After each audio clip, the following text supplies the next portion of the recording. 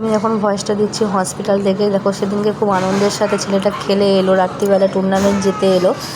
তারপরেই দেখো অসুস্থ হয়ে পড়েছে, আর গাড়িটা বুক করে নিয়েছি, নিয়ে আমরা হসপিটালের উদ্দেশ্যে বেরিয়ে পড়েছি। তো দেখো এখানে গেট, এই একটা মর্মান্তিক গেট, এখানে এসে আটকে গেছে গাড়ি। তো গেটম্যানকে রিকোয়েস্ট করা হয়েছিল যে গেটটা খোলার জন্যে। দাঁড়া, পেশেন্ট নিয়ে আমরা আটকে আছি গেটে ছেলেকে নিয়ে, যাতে রিকোয়েস্ট করা হলো যে গেটটা একটু খুলে দিতে। তো গেটম্যান এসে দেখে গেল যে একবার হ্যাঁ সত্যিই পেশেন্ট আছে কি না ভিতরে। তারপরে গেটটা কিছুক্ষণ পর খুলে দিয়েছিল। তারপরে আমরা যথারীতি পৌঁছে গেছি হসপিটাল। যে হসপিটালটা এসেছি, এসে দেখো বসে আছি। এখন ডাক্তারকে খবর দেওয়া হয়েছে, ডাক্তার আসবে, এসে আর কি ওকে দেখবে, দেখে তারপরে কি ডিসিশান দেয় সেটাই দেখার জন্য বসে আছি। আর খুবই চিন্তার মধ্যে দিয়ে আছি।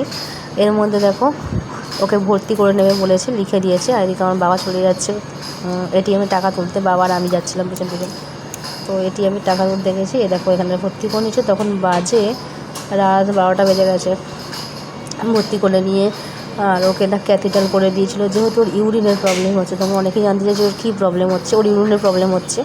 আর আমি যখন ভয়েসটা দিচ্ছি, এখনও পর্যন্ত ওর ফাইনাল রেজাল্ট কিন্তু আসেনি। ফাইনাল রেজাল্ট এখনও পর্যন্ত আসেনি।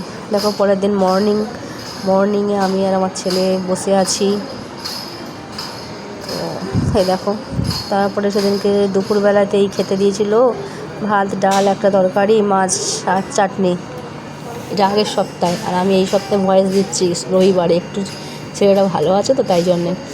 এদিকে দেখো সকালবেলা কী খেতে দিয়েছিলো বলো তো? সকালবেলা দিয়েছিল দুধ আর পাউরুটি, ডিম সিদ্ধ। এই দেখো ছেলেটার হাতে দেখেছো স্যালাইন করা আছে, ওখান থেকে ওষুধ দিচ্ছে। তো এই হচ্ছে আমাদের সকালবেলা খাবার দিয়েছিল এখানে। আর এখানে দেখো এসি টেসি সবই আছে, কিন্তু খুবই কষ্ট হচ্ছে। একটা মাই বোঝে যে তার সন্তানকে নিয়ে হসপিটালে থাকতে না কতটা কষ্ট হয়। আমি তো ঘুমোতেও পারি না ভালো করে, আর ছেলেটারও অনেক কষ্ট হচ্ছিলো।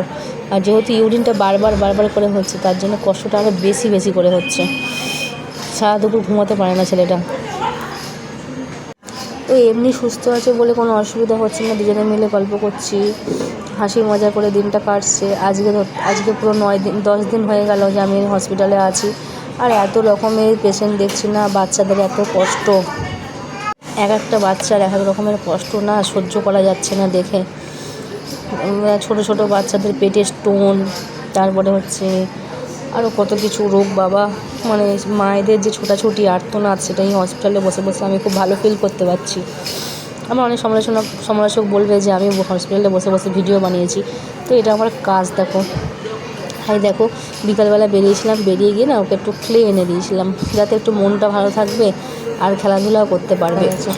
তো এখানে দেখো বাচ্চাদের জন্য কার্টুন চালিয়ে দিয়েছে, কার্টুন দেখার জন্যে। আর এদিকে হচ্ছে ক্লে নিয়ে হচ্ছে খেলাধুলা করছে। তো এই দেখো এদিকে বাচ্চাকে আমাকে দেখতে বসিয়ে দিয়ে গেছে, ওর মা গেছে বাথরুমে, আর আমাকে বলেছে দেখতে। কত ছোট বাচ্চা আসছে না, খুব ভালো লাগছে তাদের সাথে খেলাধুলা করতে, বসে থাকতে, গল্প করতে। এই হচ্ছে, অনেকেই বলবে যে হ্যাঁ ও বাবা হসপিটালে বসে ব্লগ বানিয়েছে, কিছু করার নেই, এটা আমার কাজ। আমি কেমন আছি না আছি এগুলো সবাইকে জানতে হবে না। আর ডেলি ব্লগ যেহেতু করছি, তাই ডেলি আমার জীবনে কী ঘটছে না ঘটছে সেগুলো তো দেখতে হবে, দেখাতে হবে। এদিকে দেখো সকালবেলা এখানে দেখলাম যে সব নার্সরা বেড পরিষ্কার করে। তো এসে গেছে, এবার হচ্ছে বেড ক্লিন করবে, একটা করে বেড ক্লিন করবে। এটা হচ্ছে কলকাতার হাজরায় শিশু মঙ্গল হসপিটাল, যেমন রামকৃষ্ণ মিশন সেবা সদন। খুবই ভালো চিকিৎসা ব্যবস্থা, তবে এখনও পর্যন্ত সেটা রিপোর্ট পায়নি, জানি না কবে পাবো। আর এদিকে দেখা একটা বিচ্ছু বাচ্চা, সে হচ্ছে এগুলো হিরোগিরি দেখাচ্ছে। দেখো এদিকে সবার সাথে কথা বলতে, গল্প করতে অনেক বন্ধুত্ব হয়ে যাচ্ছে। তো এই যে হিরো সেজে দাঁড়িয়ে আছে, আমি বলছি একটু পোজ দে, ও এইভাবে সব পোজ দিচ্ছে দেখো। আর আজকে আবার সানডে যেহেতু, এই দেখো এবারে পুরো হসপিটালটা ডিপ ক্লিন হচ্ছে। তো তোমরা আমার পাশে থেকো, সাথে থেকো। আমি ভিডিও দিতে পারছি না, যতটুকু পারলাম এখানেই ভয়েস দিলাম, হসপিটালে বসেই ভয়েস দিচ্ছি। তো ভালো লাগলে like, comment, share and subscribe করে পাশে থেকো।